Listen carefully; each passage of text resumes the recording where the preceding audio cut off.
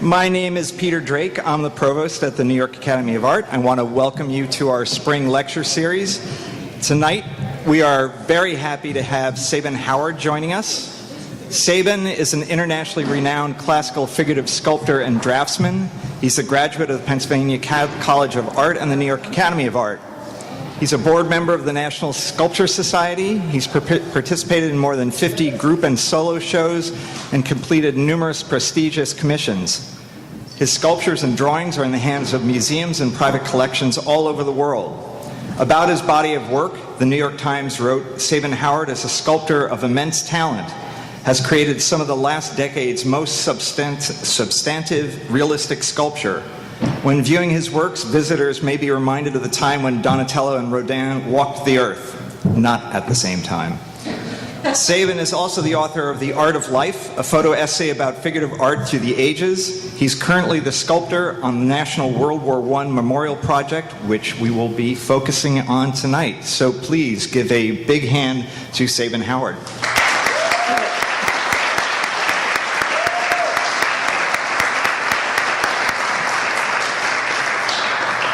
Peter, who did you introduce? Was that me? All right. I thought I'd do something a little different and explain to you how I make art. And I thought the best way to show you that was to go directly to my drawings, because you can't really lie through the drawings. Drawings show how the mind's actually operating. And a lot of the way that I compose the composition is very similar to how I actually construct a single figure. There's not much difference. It's always about a unity of one single piece and then how all the parts fit within the whole. And the sculpture in itself, it's one piece made up of 38 figures, but the way that it was constructed, I really did very similar things that I do with a figure. And I might talk a little bit about my process as well, and all the therapy that I've had to undergo to deal with the headache of dealing with a national commission. It's quite unusual because I'm not only working for a client with one commission, but I'm also dealing with government agencies that are other commissions. So you can imagine how many cooks want to put their thumb in the pie. And as an artist, I want to maintain my integrity, so that's a lot to deal with. And if I listened to everybody, I would be creating something really disastrous with no aesthetics or no beauty or no composition or proportion. So on that note, let's go to the drawings. I have a long tradition with this school, actually. Believe it or not, Harvey was my first sculpting teacher. I had never sculpted until I met Harvey. And that was 1982 at the Philadelphia College of Art. My background comes from PCA, and it was a very strong figurative tradition with the Erlbachers, Harvey Citron, and Tony Visco. It's a really interesting moment if you think about it historically, because we didn't have the same digital age that we have today.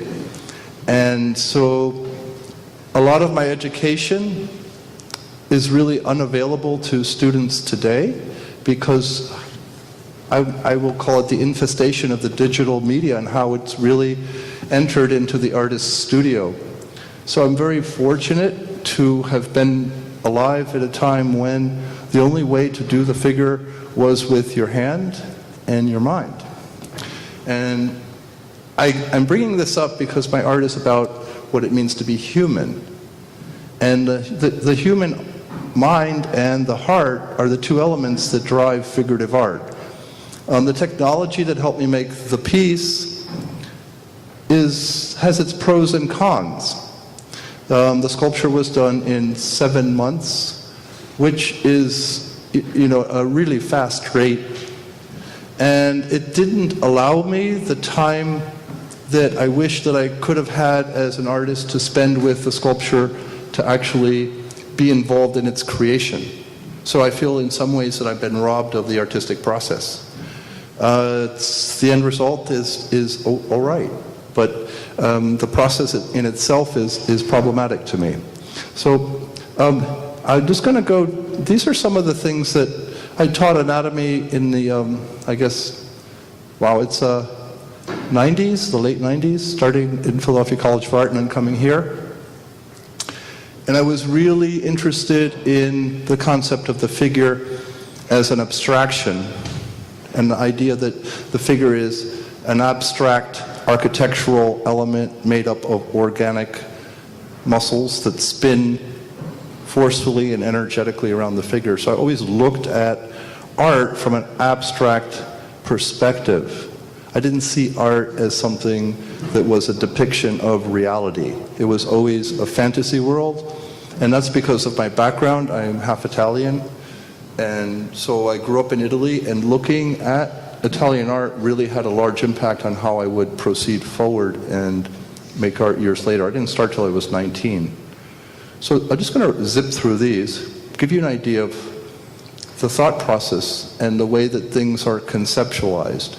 Okay? You understand that what an artist's mind sees is his own reality. Perception breeds what you believe exists out there. And I strongly am an advocate for the education of a traditional way of operating, and that involves a clear understanding of how the body is assembled and put together. And I don't think there are any shortcuts. I had almost 18 years of having models in my studio for about 35 to 40 hours a week. So if you do the math, it comes to close to 50,000 hours of looking at models. And in that time, that's where I kind of honed my craft and I figured out how to do this. The education I got at the Academy and at Philadelphia College of Art and in Rome was the structure that I worked in. So I knew where I was going, but then it's a matter of like practicing like a sport. So I'm just going to continue on these. So this was the way that I taught my students, explaining to them how the body was put together, really starting with a structure of the figure which I got from Harvey and Walter and Martha, my teachers. And then I put this in from Italy because traveling back to Italy, I also got a really clear idea that art was not about the ugliness that surrounded me in New York City, in the South Bronx or in East Harlem.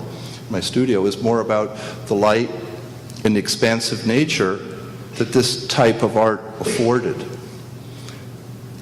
You can see this is Michelangelo's Laurentian Library, and it has a sense of soaring expansion as well as a sense of weight. And that fascinated me because it's a great metaphor for what the figure can do. If you look at a figure stands upon these very small spindly ankles, and then you have this rising force up into the torso. So I'm just like showing you these because I like them. And I thought I might share them with you. This is a Hellenistic torso, and this is at the Uffizi Gallery. And the reason that I'm showing you this is because I don't think art like this has ever been surpassed. And as an artist of today, I do think there is an alternative to a lot of the digital stuff that we do see out there. This is the lineage that I wish my art to follow in. This is from the Canova Museum. And I put this in because I wanted you to see how light is such a huge factor in explaining art. This is a Pauline Borghese. Okay, so these are some of the drawings that I use to explain how the body is put together. And so you get, this is the basis of how I think. And then I went back into drawing after a 15-year hiatus. I started doing some webinars, and the drawings were a way for me to actually do something very quickly. So the drawings are maybe 120 hours versus the 3,400 hours that I might spend on a figure with a model. And I was very happy about doing this because I could get my ideas down on paper. So my studio, let me jump to this other. My studio practice is very traditional. It's a bronze casting up in upstate New York in Beacon. My studio practice, this was for a show at ABC Carpet, a bunch of plasters. And this was the Apollo sculpture. And I want to talk to you a little bit about Apollo and how Apollo got me to this. Because it's a weird thing that happened. I spent 10 years doing these male figures that were really a way for me to figure out how to create movement. And so there's like a path, there's a journey. And my journey became about going from a student, and I still considered myself a student of the figure in 2011. And this project kind of like opened the door, and it blew open the barn doors in a way, because it changed the way that I saw what my path and what I had to do as an artist. So I did this figure, and it kind of surprised me, because at the end of it, here I am, standing at the foundry in Brewster, New York, and I'm looking at the sculpture, and I thought, holy shit, I got it. I did a Renaissance-type figure in this day and age, and I sat down and I was like, I achieved my goal. And then I proceeded to do a show, and the show didn't go the way that I wanted it to, because I didn't get all this acclaim and all this recognition and the breakthrough into the art world. And it was an eye-opening moment, because I wouldn't say I was living in an age of fantasy or delusion, but it was the reality of the situation, that the male nude is a very esoteric object and piece of art that few of us in society understand, and I wish to make a dent in the art world. So what happened was, I had this show on 22nd Street and 8th Avenue, and somebody came in, and it was the Classical Art Association of Architects and Artists, and I got on a list that went to Frank Gehry 2 years later, and then I got this email. I was on the beach with my wife on Cape Cod, and the email was, we would like to talk to you about a sculpture project, Gehry and Partners. And I was like, who the fuck's Gehry and Partners? I didn't know who it was. And I get home and I Google Gehry, and I said, Tracy, my wife, who is Frank Gehry? She said, oh, he's a very famous architect. So, oh, wow, this is good. So I wrote back, and I got on a plane a week later, and I meet Frank Gehry, and he says, you're the guy for this project. We want to use you for it.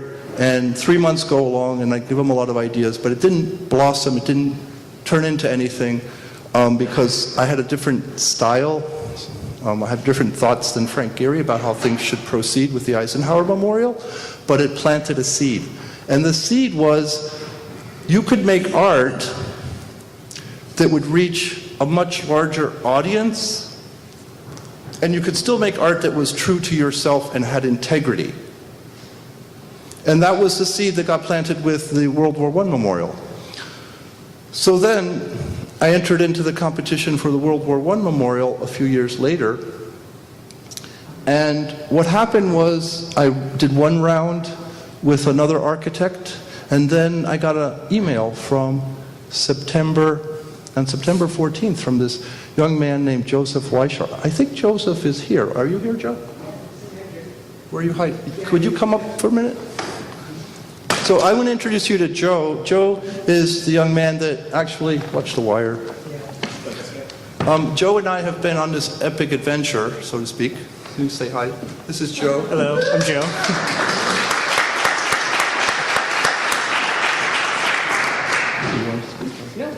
Okay. Oh, thanks.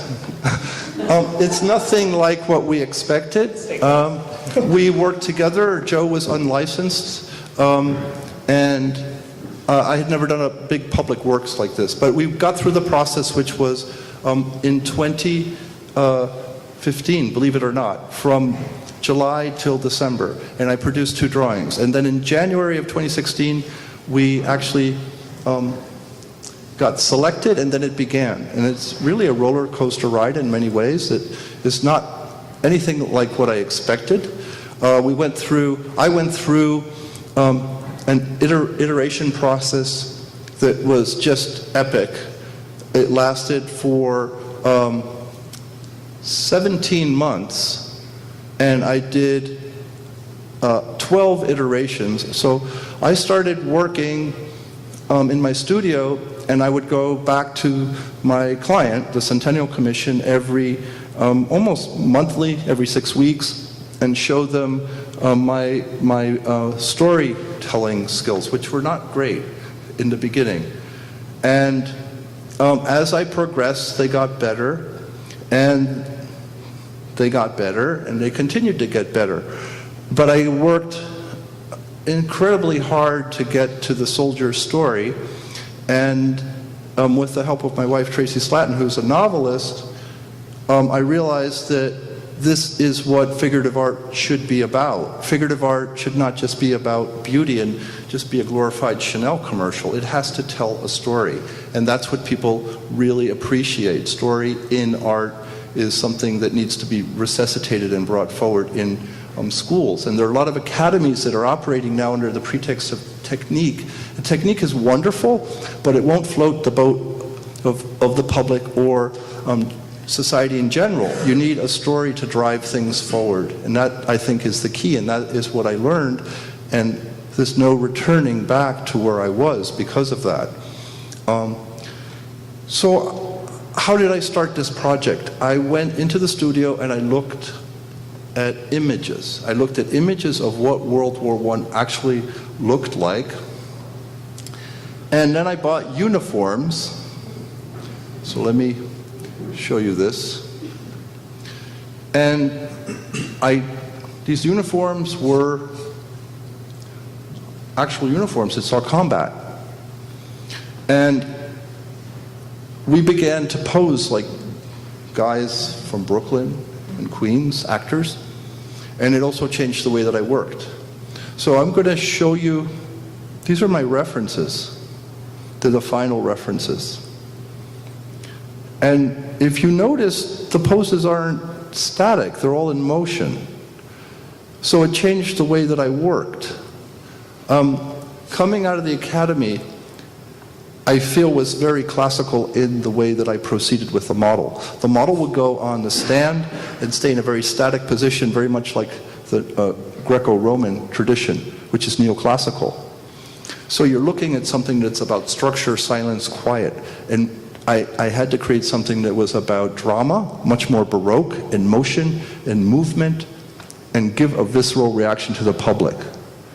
And so what happened, I started having the actors move dramatically in motion.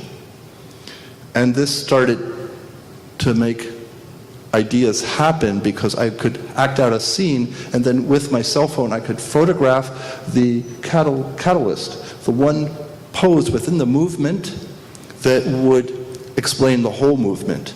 And so now all of a sudden I'm dealing with gesture and movement to tell a story. So there was a lot of this going on. I took 12,000 of these. So this picture is of James. James was actually the gentleman that actually got this started. He's a British man from UK. He runs a West Village contracting. So James does quite well financially, and he asked me to pose, and I'm like, well, James, why do you want to pose for me? It's like, you got plenty of stuff on your plate. It's like, please, I'd really want to do it. So after one of our sessions, James explains to me that he has a very strong family tied to World War I. His great-great-grandfather was killed in World War I, and then his great-uncle came back from World War I and proceeded to shoot with his service revolver his wife, and then to shoot his daughter, and then to shoot himself.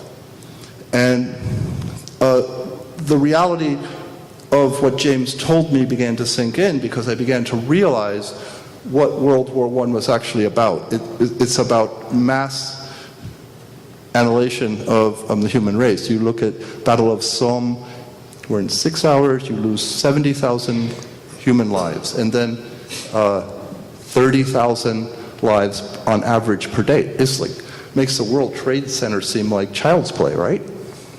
And so you look at the staggering figure at the end of World War I, 22 million casualties. And then that figure can increase dramatically if you look at all the pestilence and disease that followed because of the lack of food and the lack of medical attention. So why is this war not paid attention to in this country? A couple reasons. 116,000 people died here versus the 22 million in Europe. And so it's really a punch on the nose. And if you look at it in terms of time, only 3 months of true battle were fought by the US versus the 4 years in Europe. So it's a small war in comparison to Europe, but then it was usurped by the whole idea of the Great Depression. That became more important. And World War II became more important than World War I for this country. Hence, there is no World War I memorial.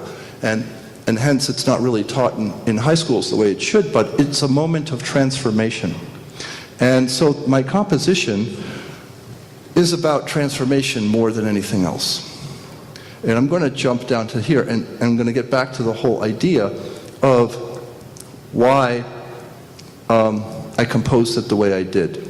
And then I'll show you how I put it together technically. So this is a diagram that explains the geometry of the composition.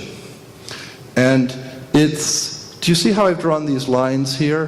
This is the initial scene, then you have the middle scene, which is the battle scene, and then you have the final scene. So the initial scene is, do you see there's a giant X that runs in the middle there? That X, what's X? X is a symbol for transformation and change. Transformation and change are what World War I brought to the world. Okay? So in the battle scene, I've written down at the bottom, the battle scene explodes from the trench on this, well, you can see on the left side, and then it drives down, and it drives down to this Pietà scene, which is this. And the Pietà scene is a death. It's the cost of war scene, and from there you have a diagonal that rises, and it hits directly in the head this soldier with PTSD. He's the only soldier that faces you. He's the main protagonist of the composition. And that diagonal rises then to the height of the very tip of the flag, which is a symbol for the United States and how the United States was transformed from an agrarian nation to an industrial superpower. Okay, so the element here that I really want to show you is that this composition was not just randomly put together. It was built the way that I would build a figure with different rates of speed, and the different rates of speed are done to explain the story. So if you look on the outer parts, you have a family on this side, and then on the other, at the very end, you have the father and the daughter as well. And so Tracy was, she's my wife, she was with me one morning. She goes, you know, you did the quintessential hero's journey that Joseph Campbell often talks about. And I said, who's Joseph Campbell? You know, she's way more educated than I am about these things. And I became aware that there aren't that many stories out there. And that I kind of had latched on to a universal story that's in every single culture, in every single part of the globe, in every single society since the beginning of time. It's in Judeo-Christian thought, it's in Polynesian thought, it's in Native American Indian thought, it's in The Hobbit, you know, and Lord of the Rings in New Zealand. It's all over. There's not a single place on the planet that does not have this monomyth or hero's journey. And the hero's journey I've written here, I'll go quickly through it. I don't like to be didactic, but you start in the ordinary world where you have the family. Let me go a little bit larger. You see that? So you have out here the father with the wife behind him with the daughter, and then the husband leaves the wife, enters into the fray with the troops, And then this part here, it's the beginning part, it's the departure. It's a calling to an adventure. And then you have this part here, which is a trench. It's a threshold, it's a crossing. So this area is the crossing, and you enter into the middle, which is the initiation scene. It's the ordeal or the crisis. It's the challenge, it's the test. And then you have a death, okay? And after that death, it's followed by a rebirth. And this is the transformation. This is a transformational element. So a soldier's journey is specifically about a transformation of one single soldier who represents all the troops that went over there, as well as how America changed and transformed. And then you have the end, or the return to the world, and that's specifically done by the father in the very last scene. He hands the helmet to his daughter. What is that? The next generation. The daughter is the next generation. And I thought that this was a really good way to explain to the general public, in a way that wasn't boring, something that was really critical and important. And I went into the studio with these concepts, and I went through. I want to show you my versions, because I think that'll be interesting for you. I want to show you how bad the initial ones were. Let me try to make this larger. Okay, I'm going to enter full screen. Hopefully this won't crash. Okay, so this is the initial one. Do you see what a mess this is? This is completely incoherent. You don't have the phrasing or the spacing between the parts. It looks like these guys got put in a blender and then pasted up on the wall. So that was the first one. Second one gets worse. But I want to mention that, and I'm going to go through these quickly. What happened was, do you see how I'm beginning to get an initial part, and then an entry scene, then a battle scene, and then a return scene? So we always had a beginning, a middle, and an end. And then it gets better. And it continues to get better. I'm going to go quickly through these. All right, we're getting somewhere.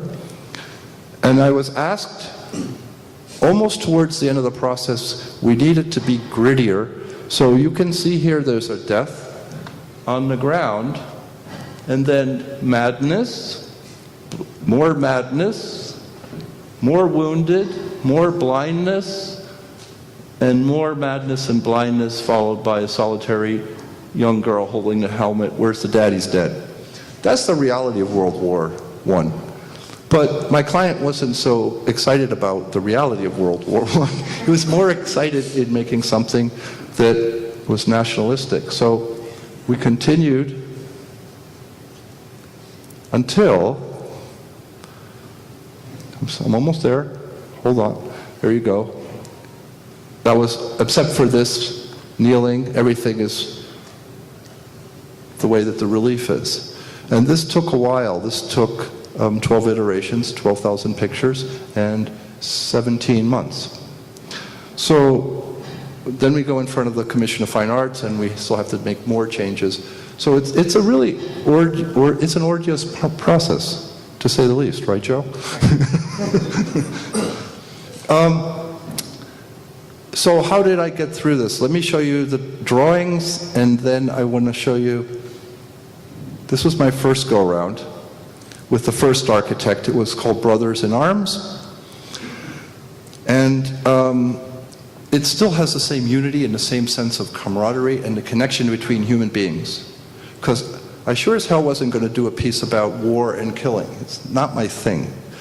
And so this was my initial concept with Michael Imbert, the architect that I entered in, and that was the idea we came up with, which was light coming from above that would hit the sculpture, and you would have this moment of peace and tranquility. But then Joe came and he saved the day, so to speak. I wish I'd never met you, sorry. And sorry, having a moment. I did these two drawings with Joe at the end, and again, it's Brotherhood of Arms. And we went to the commission and showed them these, and I think, honestly, I think we were awarded the commission because I was the only team with Joe that actually did figurative art, and the art wasn't digital. And that's an interesting thing because we live in a digital age. So what does that say about our age? That it craves something that speaks about humanity in the heart. Interesting, huh? This was the first drawing I did. And then I started to get it. And I want to speak to you a little bit about the moment that I got it, because I was really messed up in the head listening to all these people tell me what I was supposed to do. I'm not too good at that. You know, when people tell me what to do, I have a problem with it. I kind of think for myself, and it was like, what the fuck do I do? Because I was like at a loss.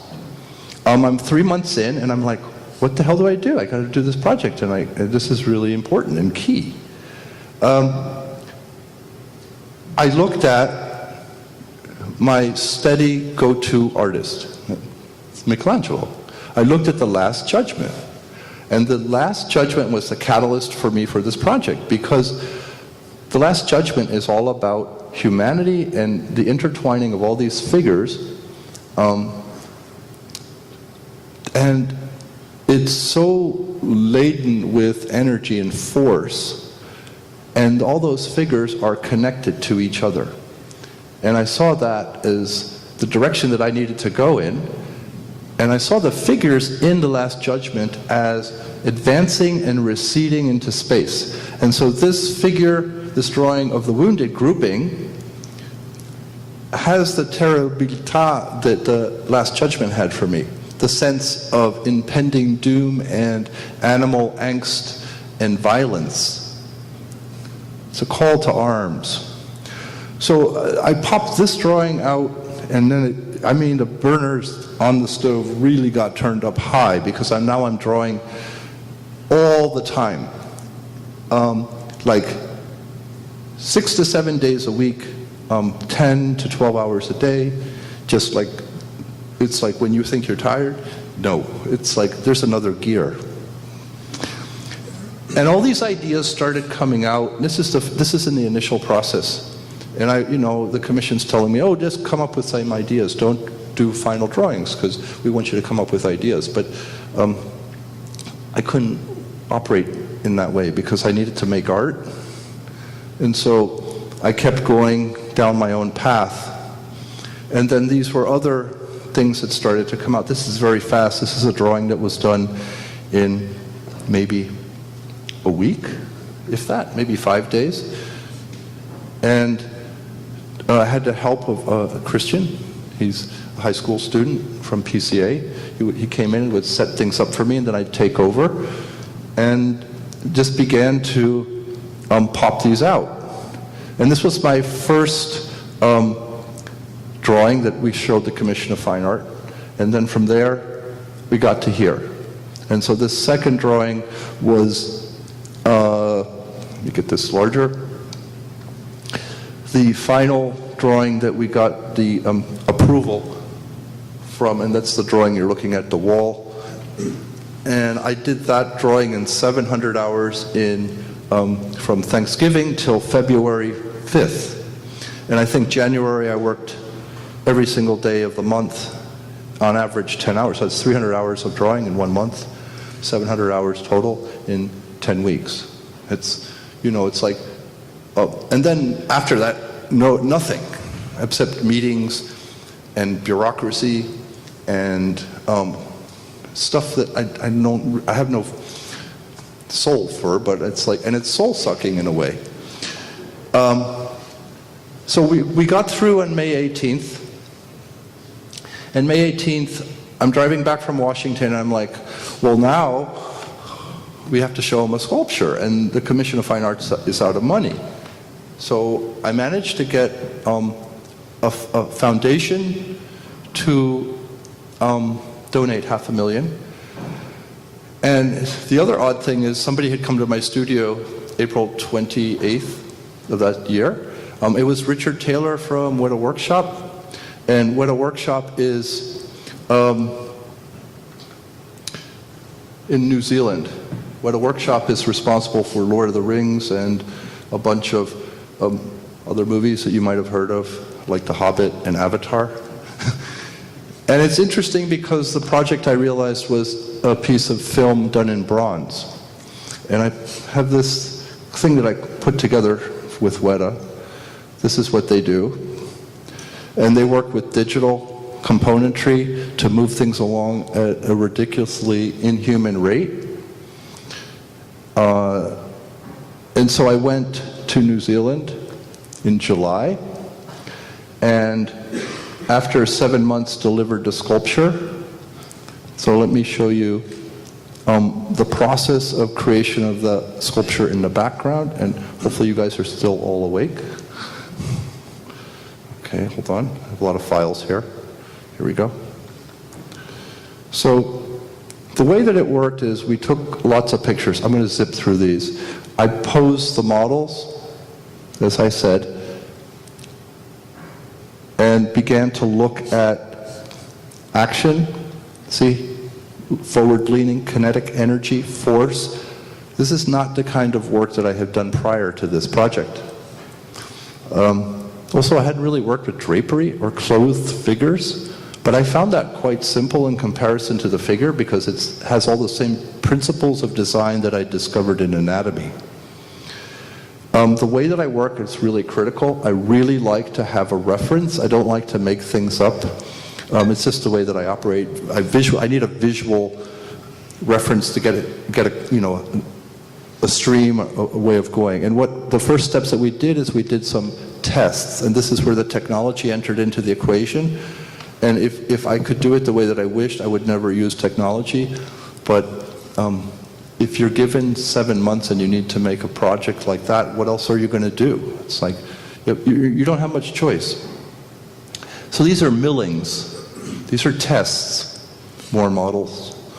And the tests explained, we had to take the pictures in the round, they explained the depth. And the way that they're done is using a program, I don't know if you guys know ZBrush programs, where those images were used as reference. And this is the first time that I had this many assistants too. I had a group of 6 sculptors.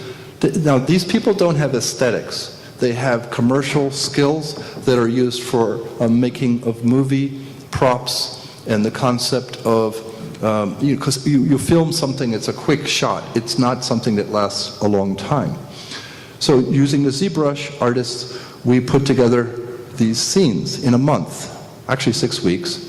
And then these are Millings. And the Millings dictated the depth. And I went into the project thinking bas relief, and I came to a conclusion that bas relief was too flat and it didn't have the emotional drama. See, this is what I looked at. This was my template. I wanted to have the same sort of visceral quality that this art carried.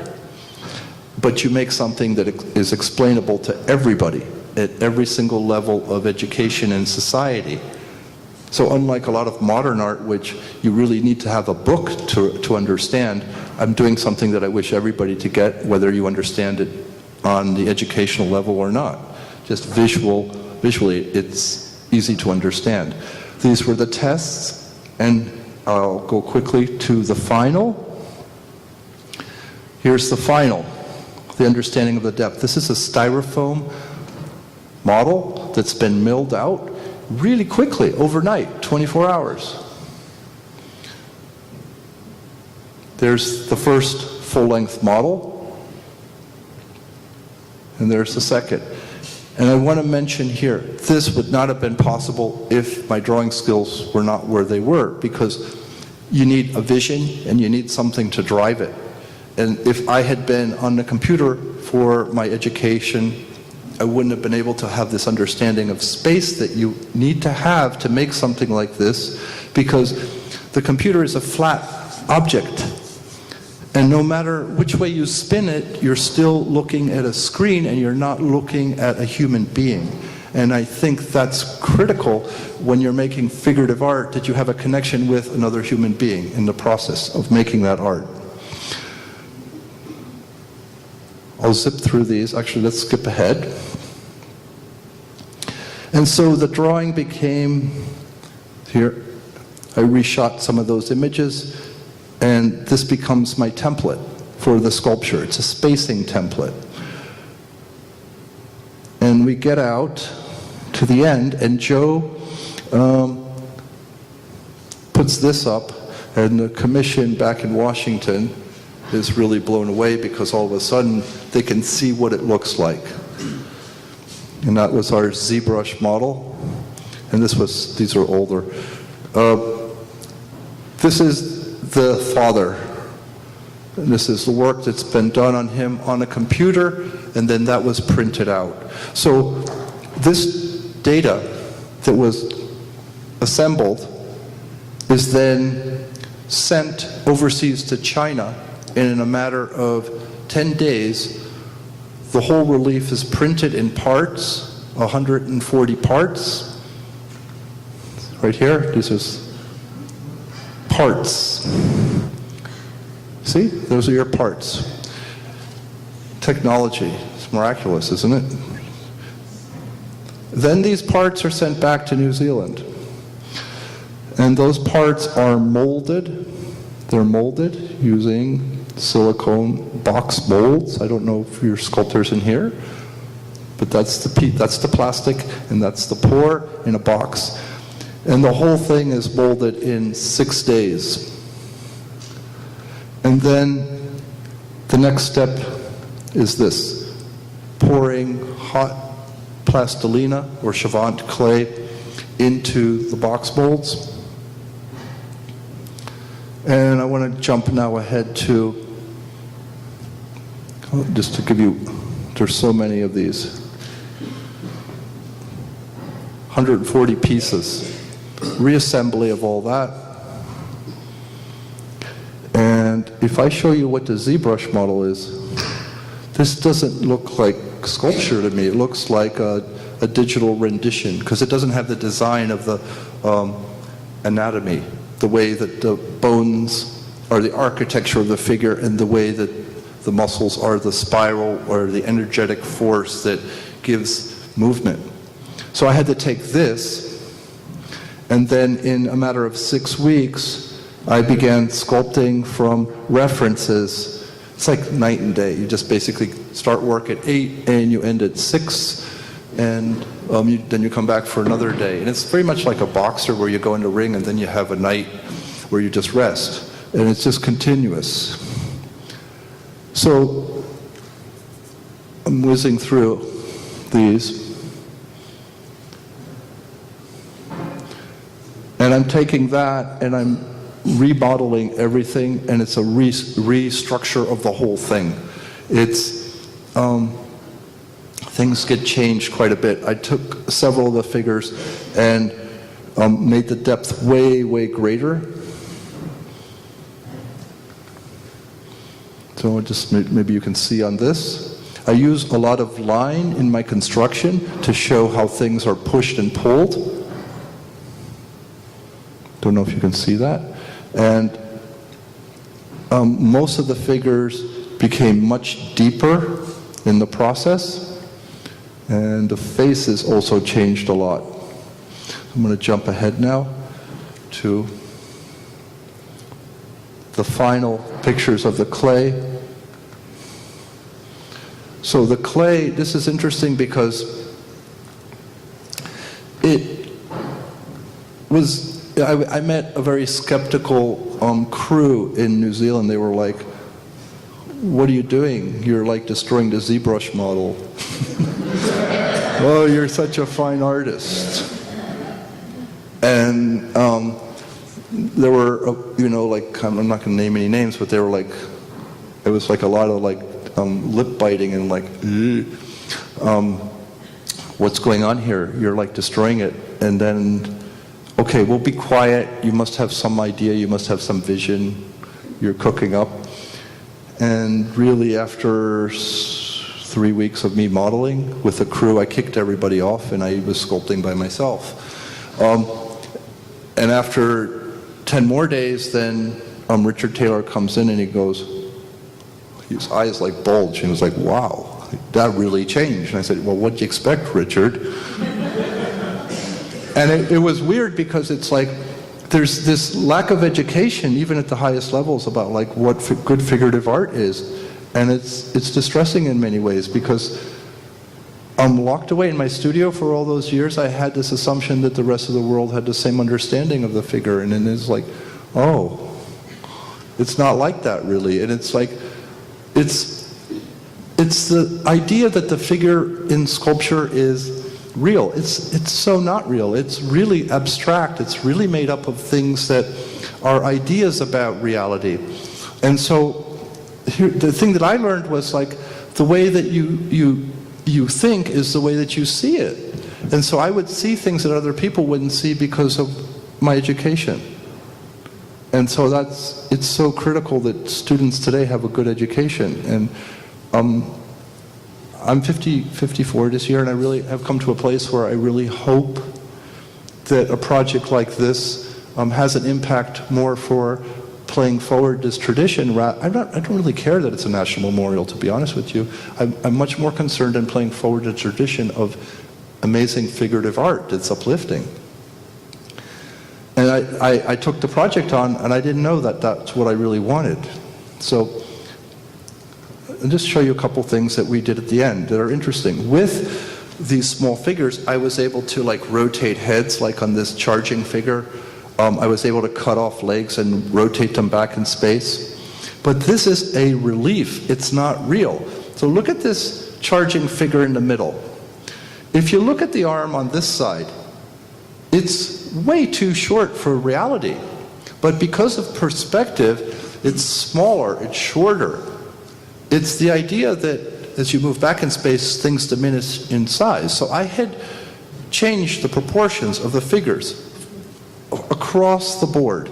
And I was severely criticized. Like, for example, with the foot, it's like, that foot looks way too large. It's not in proportion with the rest of the figure. Well, I was like, don't worry, it's not your piece. I paid. Just do what you're told. And then at the end, it was like, oh, I see what you were after. And it's this illusion. Art is an illusion of reality. It's not reality. Actually, there is no fucking reality. It's all an illusion because it's whatever's in your mind and how you translate reality. Sorry, that's my aha moment for the night. I hope I can share it with you. But, and that's what the interesting part is here. Art is so individualistic in its creative process. Everybody sees things differently. So when you say, or when somebody says, who's an art critic, that figurative art is dead, it's been done, it's like saying the sunset has been done, the sunrise has been done, sex has been done. Okay, sure it has, but it's very interesting every single time it's done.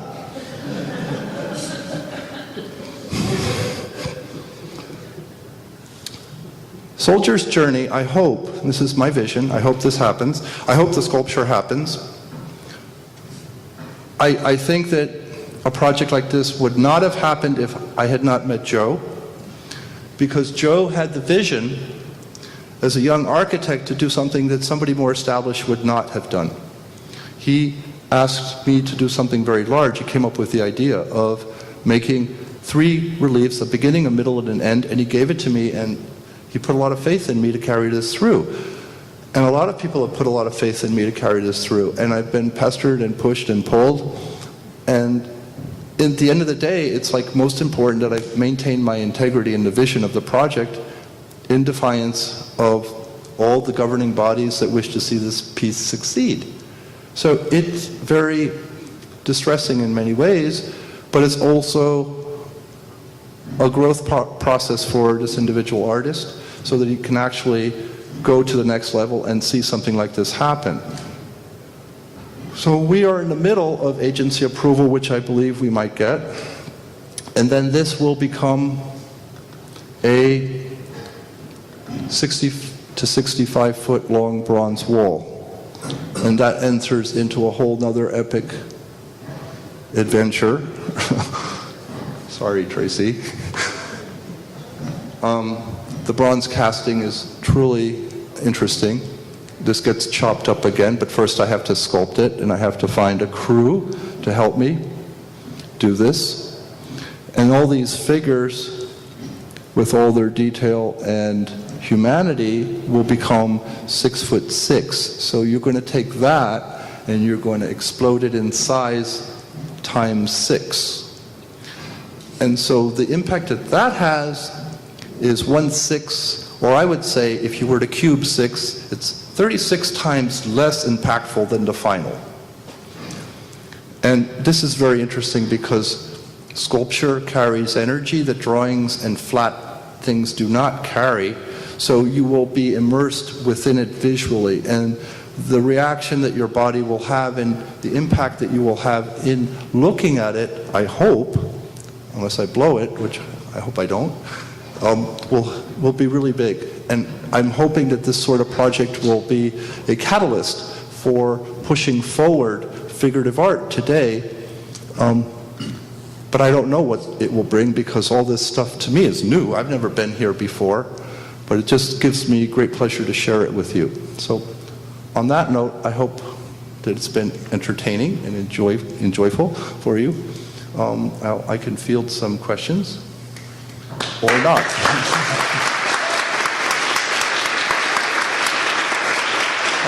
And you're also, if Joe wants to come up here, Joe can answer the architectural questions as well, because that's not my camp. And you don't have to ask me anything either if you don't want to.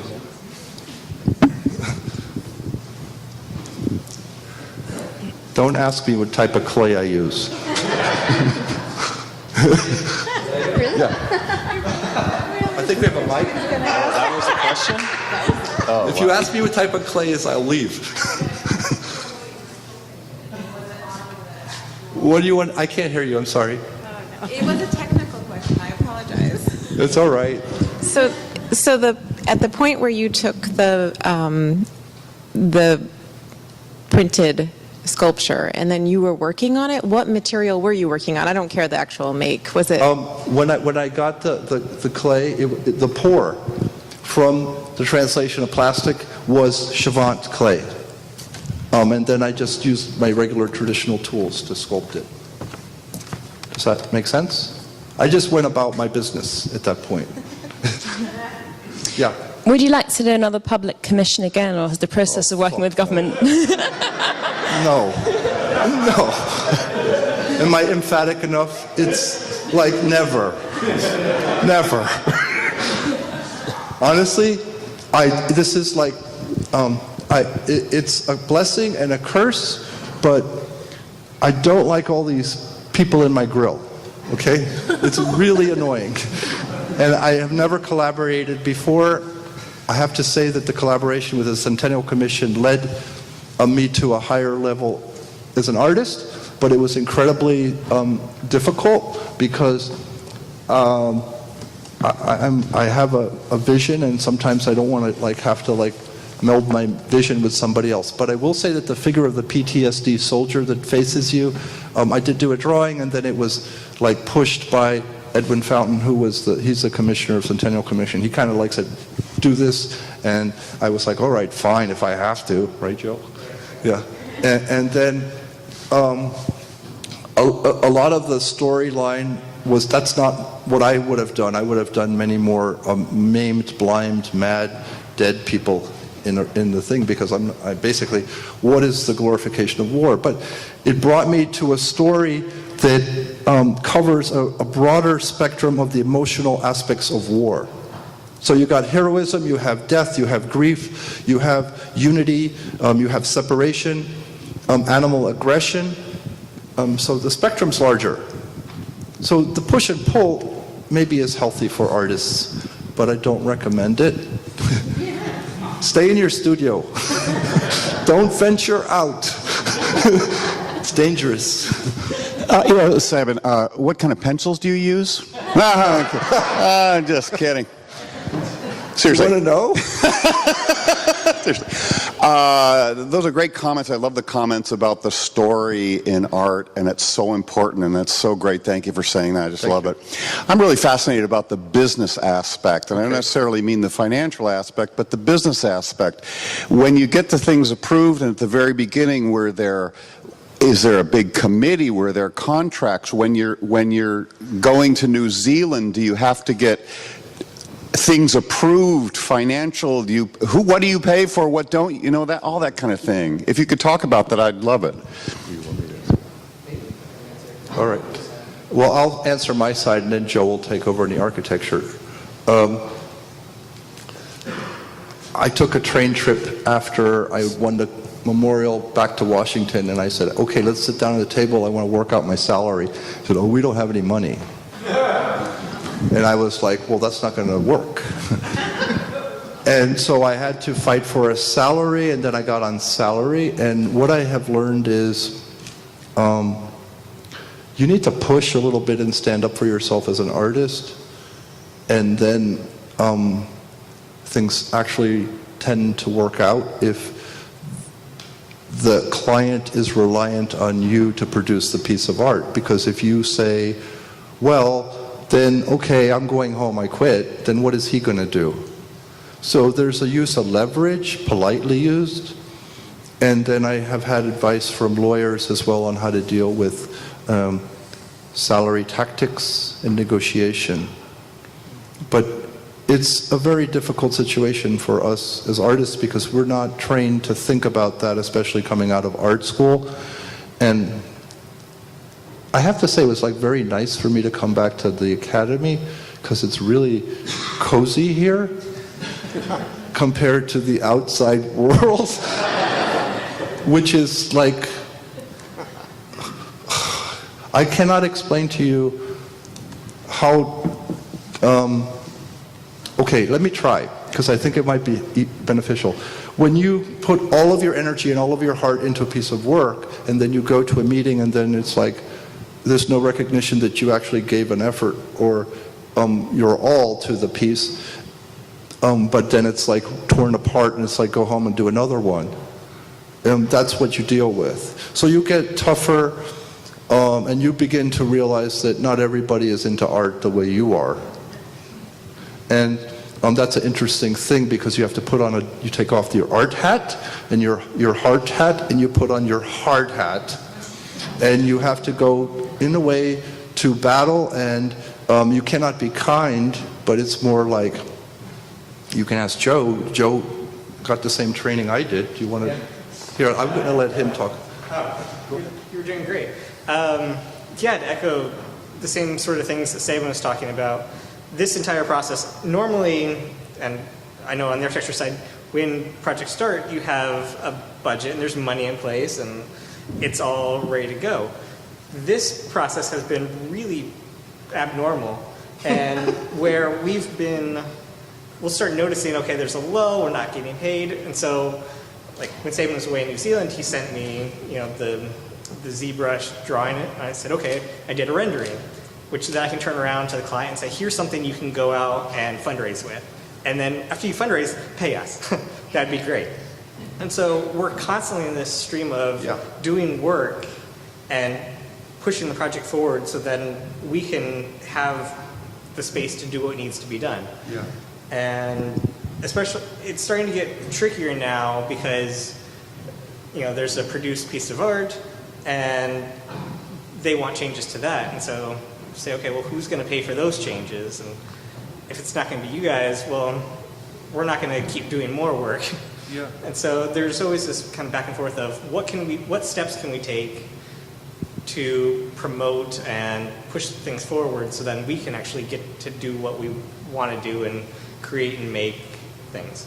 So there's a lot of self-promotion, there's a lot of taking on outside projects, especially for me, just so I can keep going with this and actually do the project that I want to do. Yeah. It's an interesting thing that Joe's bringing up because this is a national memorial, and so there's no art budget for it, and I'm working for an entity that is privately funded, and I know that if I took that and went out and hustled, we could raise more money, but it's like I got to do 8 other things, like go to the foundry and figure out how much that's going to cost. And then I'm being told to change things, so then that makes you feel really good about like going and raising money for somebody that's asking you to change what you just put all your heart and soul into. So do you see how you get like pushed and pulled? And as an artist, you wish to just be creative, but so now you got to be creative in other things too, like business. And so to answer your question, the same creativity that I use in the art, I use in the business, because business is actually very similar to art, believe it or not. It's you throw a lot of things up there and you see what sticks and then you follow that stream energetically. So my advice would be, to make money, you follow what actually works and where you get. See, I would never go the regular route to sell my art because there's too much resistance. So I created my own way to sell my art because it actually flowed more. So that it's like, what's the reaction? I read the reaction and I take that road. I won't go down a road where I keep getting hammered and pummeled, because what's the point? I'm not a masochist. So and I think we do the same thing with our art, and that we go down the road creatively with what works in the creative process. You're not going to do a project where you're really messing up and you can't find flow. So flow is critical in business as in art creation. Please. Are you going to have trouble with safety issues with things like the points of the gun? I hope so. Are they going to ask you to build in safety things like displaying it at a level where children can't climb off? Right? We got the water. Yeah, so because we didn't want to change the composition, we ended up putting more of a space between There's a moat. There's a water moat with alligators. There's a moat. It's actually an architectural moat that's been designed into the piece so you can't have access to it. Or you can, I think what we found is there's a reach range where, I think it's 2 feet 4 inches. It's close enough where you can still touch the piece, or get really close to touching it, but you're not going to walk into the end of a bayonet or something, hopefully. Yeah. So at least that's cool. Somebody might intentionally run into something. Sorry. Just to change gears a little bit from over here. It doesn't matter where. I'm in the crowd somewhere. Oh, hi, John. Hi. Could you expand on the idea? You had mentioned that this composition was a body, right? It was a body? A body, you as a whole. Yeah. And I was wondering if you could expand on that idea and how it related back to the original work, the Apollo, and specifically your ideas about movement of speed, slow and fast. Yeah, sure. Specifically about the slow and fast. Look at the piece on the outside, the outer corners of the family here are static. That's static. And then and the way that I thought of it is they're vertical. The figures are vertical. The mother that represents the US is vertical, and then all of a sudden you get a lean, right? The lean is the aspect of changing the center of gravity of the figure, so you're moving it forwards. And if you go from this to this, do you see the lean is parallel in nature? And then let's jump now to the very middle and then look at the figure there. Look at the lean, it's another 30 degrees. So I was taught when I learned the figure to actually measure the angles of rotation of the pelvic block to the ground plane with a protractor. So we were given specific degrees of movement. For example, with a leg, abduction, adduction, flexion, extension, and rotation. And so I was given measurements it's rotated from, reference position, 20 degrees. It is flexed 25 degrees and then abducted 30 degrees. So then I would have to place that leg. So the way that I looked at the figure is as an object that it was made up of cubes and blocks, and the joints were the mobility with those specific movements, and then it took out the randomness of a gesture so that you could pose a figure very scientifically. So I'm answering your question this way because there's two elements for me in art making. There's the science of the empirical knowledge, is what Harvey always said. The empirical knowledge of the figure and the science of the skeleton, its proportions, and how it moves. So if you got that correct proportionally, then your movement was correct. And that's what I did with the piece. Apart from the movement, the soldier that looks directly out at you right here, I'm sure if you took a golden ratio measurement, that this principal figure or focus of the whole composition is at the center of that nautilus. And if you look at each one of these small elements of the battle scene, it's the same thing. These are all designed with the same proportional elements that you have in the golden ratio. Now, I don't take calipers out and measure. It's what Michelangelo called judgment, giudizio dell'occhio, judgment of the eye. It's instilled in me, and it's instilled in me because of the 50,000 hours of experience in the studio looking at models. And see, that can't be replaced with TV screens or computers or ZBrush. And that's the element that I would like to see more in education. Does that answer? I hope. We have one more. I'd just love to hear how the architectural setting is designed to enhance the piece. The architect? Go ahead. Wait, for the setting of the piece? Yeah, what involvement your architectural ideas had on the piece and how it's presented. So as far as Sabin's stuff goes, I've always just seen that as we're going to give him the biggest and best canvas that we possibly can on which to create this piece. But everything else has to feed into that as well, because for the rest of the part, we have to figure out, okay, well, how do you get to the sculpture? And how do you walk along the sculpture? And so every part of that is, you know, we go back to Sabin and say, okay, how far do people have to stand back from the sculpture to be able to see and take in the whole thing? And what happens if they approach from the left side? And all of the figures have a certain reading. And that's actually something that's very important to the sculpture, is that you read it left to right, like a story. And so then we set up the pathway to get there in the same manner, that you kind of force people into discovering the things that Sabin has created. And so there's really been a very clear back and forth between the architecture and the sculpture, that one has to reinforce the other constantly. And I think hopefully we're making more changes now, that really we can have a pathway that's as expressive of the narrative that Sabin's created, rather than just a standalone functional thing. And so when you're in the park, you know, there are certain things I really don't care about in the park or care for that we have to keep because of preservation, but the things that we do have control over are done in service of the art and vice versa, that we learn from and take forward. The relief is a frontal object, right? It's not going to work so well from the sides because they're perspectival figures that have been compressed.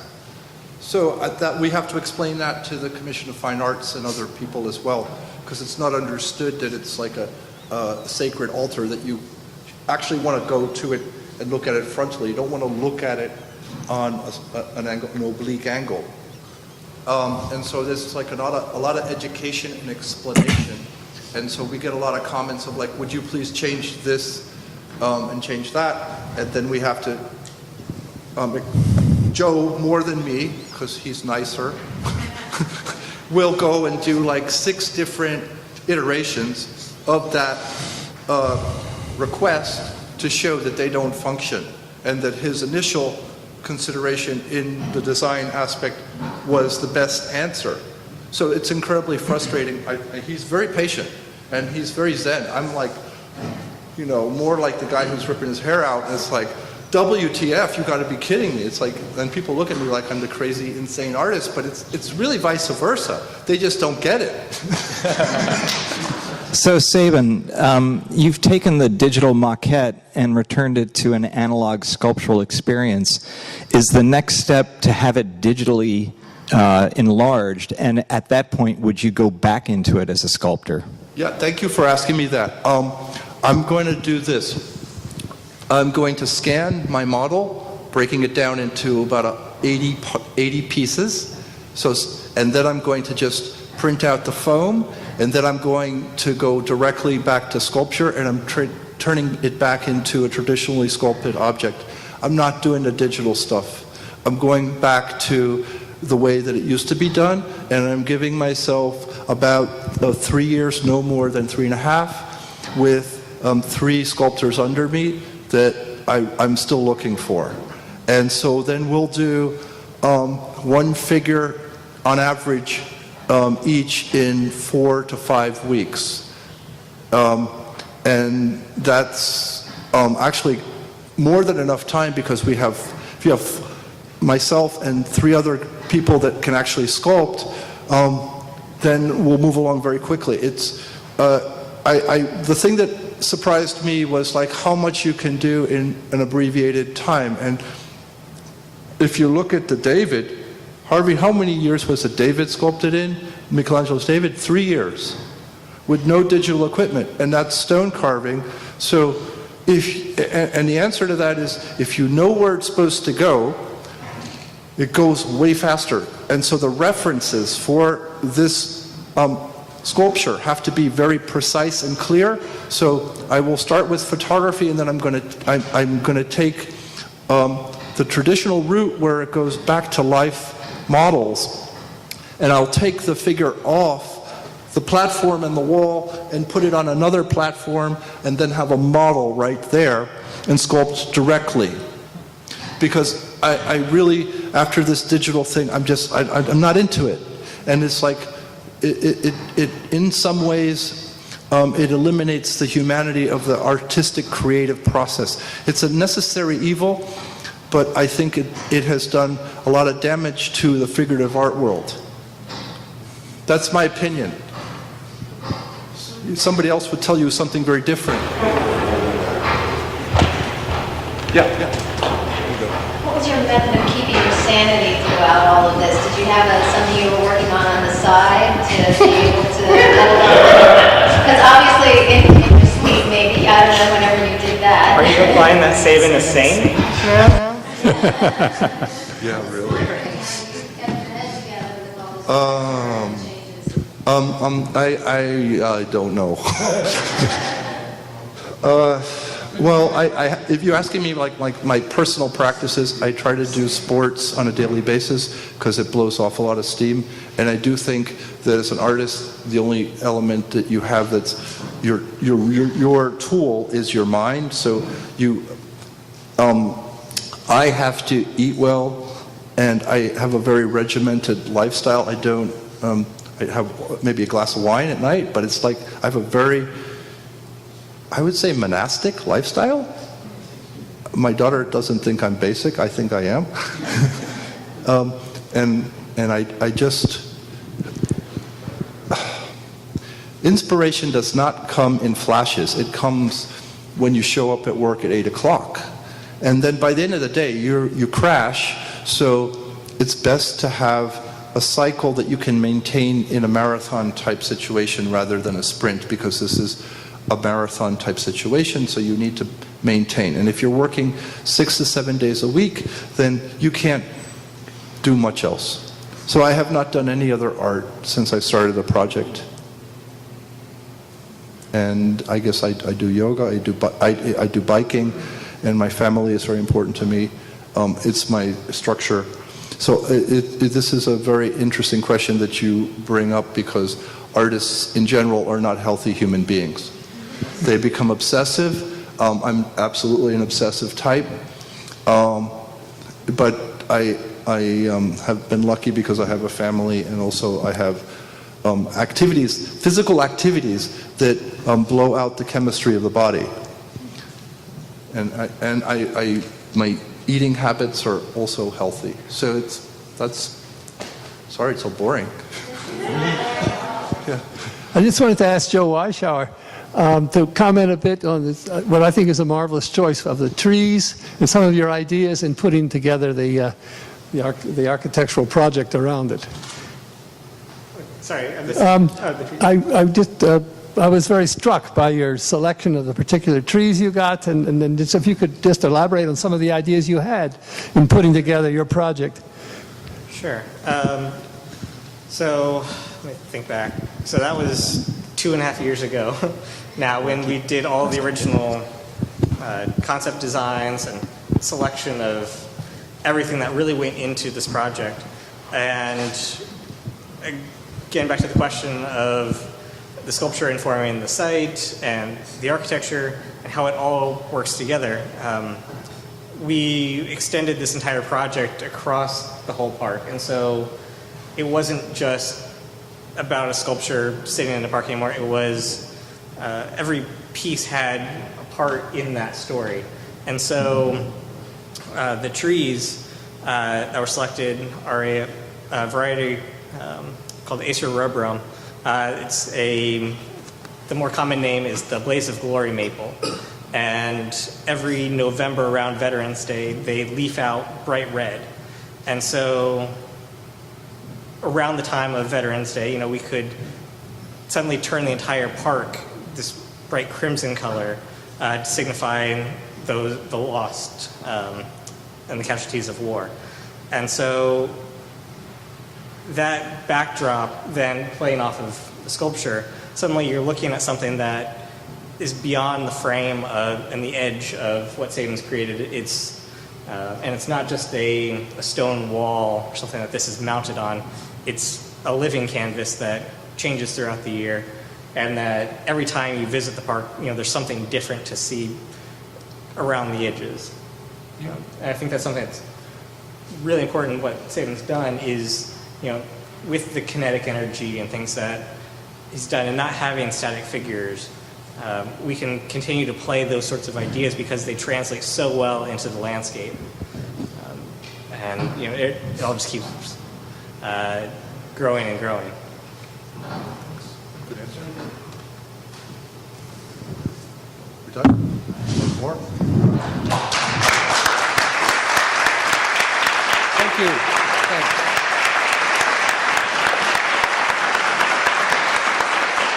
Okay. That's it, I think.